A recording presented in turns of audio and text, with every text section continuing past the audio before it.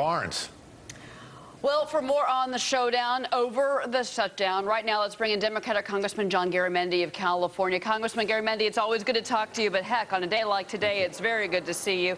I want to read to you a line from a letter that the president sent out to federal employees this morning. He said, "You've endured 3 years of a pay freeze, sequester cuts, now a shutdown on our government." He goes on to say that Congress, specifically the House, needs to get its act together. Why can't Democrats come to the table and do more negotiations with the GOP on the House side to come to a deal and end the shutdown?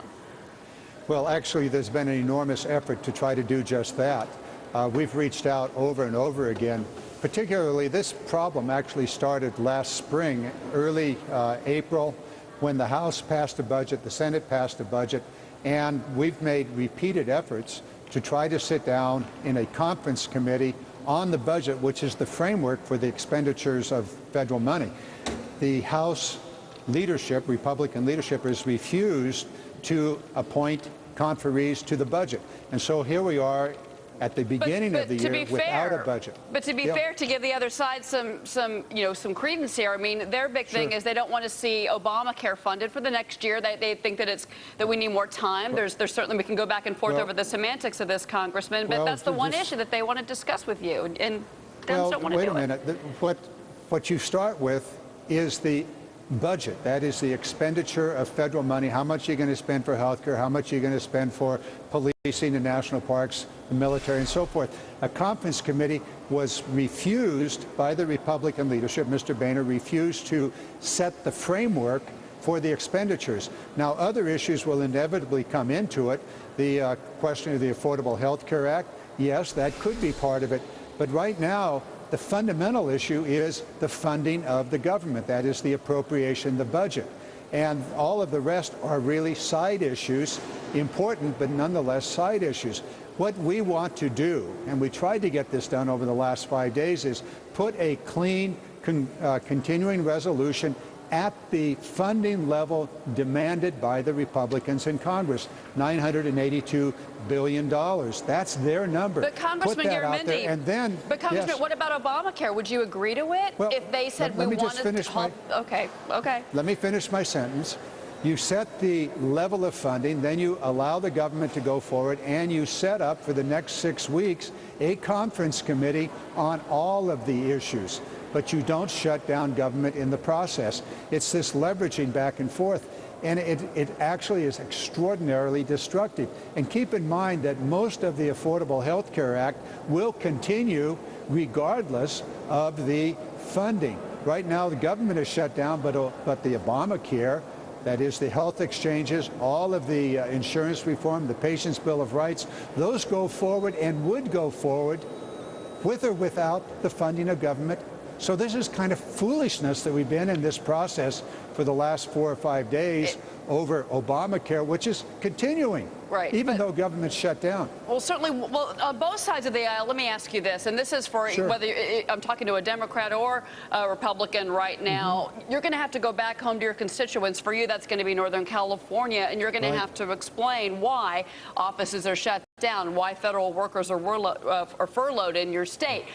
What do you say to those workers? Because frankly, they don't care about a party fight, a political fight. They just want to know why they're not able to go to work and provide for their families. What would you say to them? It's very simple.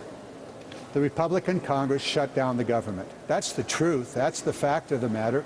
And I can simply say that honestly and factually, the Republican Congress shut down the government over an issue, important, but nonetheless an issue that is not directly related to the funding of government. Something that we have spent 43 votes on over the last 3 years by the Republican Congress to repeal, defund, change, or to eviscerate the Affordable Health Care Act. Well, Congressman, it is a federal program. I do want to ask you about something else, and this is also is crucial. And this is really, we're a business network. We're looking at the markets right now. The big concern now, our correspondent in Washington, he's talking to sources over in the GOP saying this thing could go on for a couple of weeks. If that's the case, we're going into the debt ceiling fight. That's when Fitch, and you're a businessman, John. I mean, you know this. You know this, Congressman. Fitch, S&P are going to take a look at our credit rating, and they're going to think twice about where we stand, and that's going to hurt the bond market, that's going to treasuries, you name it. So if this fight does go into 2 weeks, would you and your fellow Dems in the House be willing to come back and talk once again with John Boehner and maybe see if you can work out an agreement in the next week even? Well, absolutely. We've been wanting to do that all along. In fact, there's been no effort, and even though our leadership has reached out to Mr. Boehner, there's been no reciprocation on discussing how to put a bill on the floor. The Republican caucus has simply done it their way, which simply didn't work. But you're quite correct.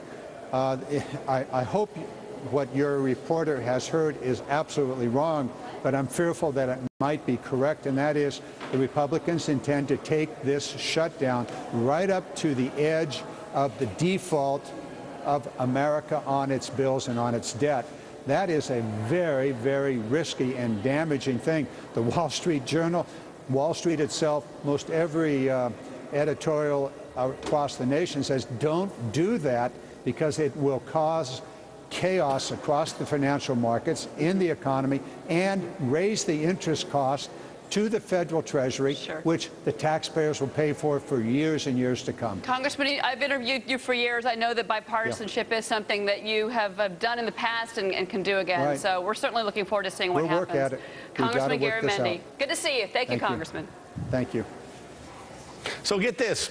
Our next guest says a government shutdown could actually help U.S. Treasuries regain their AAA status. John